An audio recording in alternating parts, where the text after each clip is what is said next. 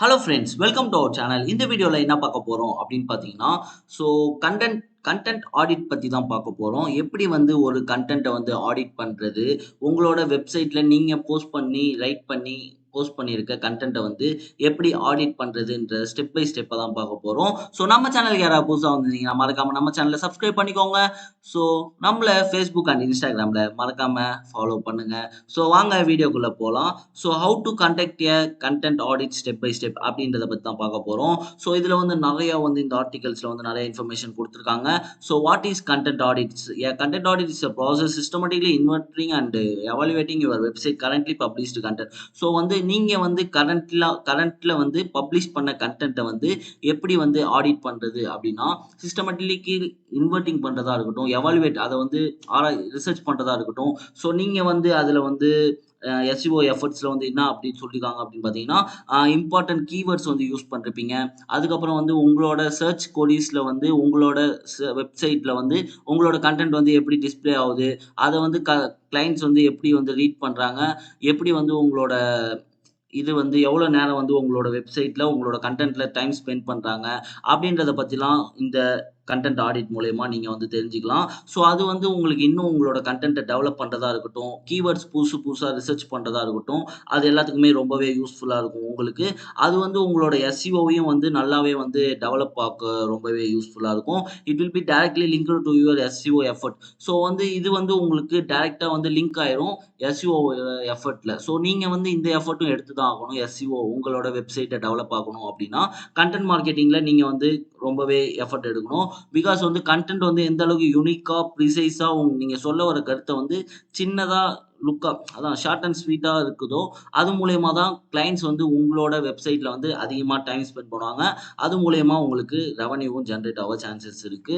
So இந்த மாதிரி வந்து கண்டென்ட்டை வந்து ஆடிட் பண்றது மூலயமா எங்கெங்க வந்து உங்களுக்கு யூஸ்ஃபுல் இருக்குன்னா, வெப் பேஜஸ், லேண்டிங் பேஜஸ்னா என்னது அப்படின்னு பார்த்தீங்கன்னா, ஃபார் எக்ஸாம்பிள் நீங்க வந்து ஒரு ஹைப்பர் லிங்க்னு சொல்லப்படுற ஒரு ஸ்மால் லிங்க் வந்து வேற ஒரு ஆ நான் ப்ரீவியஸ் வீடியோல சொன்ன மாரி லிங்க் பில்டிங் ஸ்ட்ராட்டஜில அப்ப வந்து பேக் லிங்க்ஸ்ல நீங்க வந்து ஏதோ ஒரு உங்களோட வெப்சைட்டோட லிங்க குடுத்து, அந்த லிங்க கிளிக் பண்ண உடனே உங்களோட லேண்டிங் பேஜ் அங்க ஒரு பேஜ்க்கு வரும்ல. அததான் லேண்டிங் பேஜ்ன்னு சொல்லுவாங்க.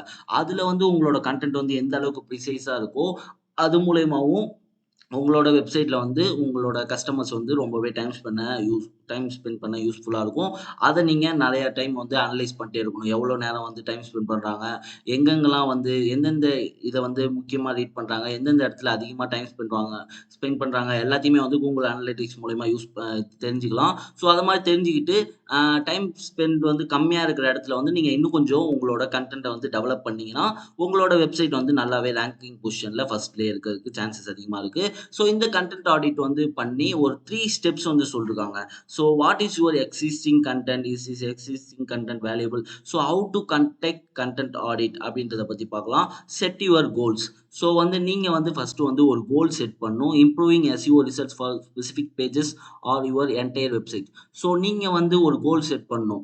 ஸோ நீங்க வந்து ஒரு என்டையர் வெப்சைட் உங்களோட வெப்சைட் ஃபுல்லாவே உங்களோட கன்டென்ட்ட வந்து ஆடிட் பண்ண போறீங்களா? இல்ல அதுல வந்து நீங்க நெறைய வந்து டேப் இருக்கும். ஸோ நீங்க வந்து அதுல வந்து ஜஸ்ட் வந்து பிளாக் போஸ்ட்ன்ற ஒரு பேஜ மட்டும் அதுல மட்டும் கன்டென்ட்ட டெவலப் பண்ண போறீங்க. அதோட கன்டென்ட்ட மட்டும் ஆடிட் பண்ண போறீங்க அப்படின்றத ஃபர்ஸ்ட் ஒரு கோல் செட் பண்ணிட்டு, அண்ட் தென் வந்து increasing your engagement are under conversion. So நீங்க வந்து இதான் நான் சொன்னது. இந்த என்கேஜ்மென்ட் கன்வர்ஷன் வரணும் அப்படின்னா என்ன பண்ணணும் அப்படின்னு பார்த்தீங்கன்னா, உங்களோட கன்டென்ட் வந்து எந்த அளவுக்கு ப்ரிசைஸா இருக்கோ, அது மூலியமா தான் உங்களுக்கு வந்து அந்த என்கேஜ்மென்ட்டும், கன்வர்ஷனும் நடக்கிறதுக்கு சான்சஸ் அதிகமா இருக்கு. அது மட்டும் இல்லாம removing outdated or redundant content. So நீங்க வந்து அதான் பழைய கன்டென்ட்லாம் வந்து ரிமூவ் பண்றது யூஸ்ஃபுல்லா இருக்கும். Improving the standard or existing piece of content. So improve பண்ணணும். ஸ்டாண்டர்டான கன்டென்ட்ட வந்து இம்ப்ரூவ் பண்றதா இருக்கட்டும். New organisational structure for your side.